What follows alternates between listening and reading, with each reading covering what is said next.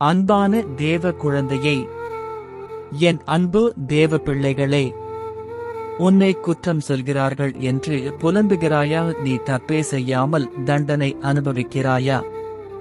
நான் உன்னை பற்றி நன்றாக அறிவேன். நீ கவலை கொள்ளாதே.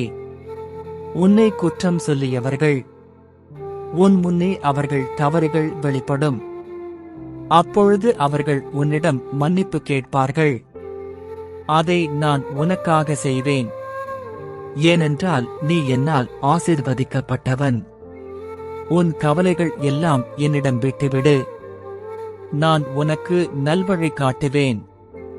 உன்னை தூற்றி இவர்கள் முன்னால் உன்னை வளர்த்து காட்டுவேன். நீ வாழ்ந்திருப்பாய், வாழ்ந்து காட்டுவாய். இது நான் உனக்கு கொடுக்கும் ஆசீர்வாதம். என்னை நம்பினால் ஆமென் என்று கமெண்டில் பதிவிடு.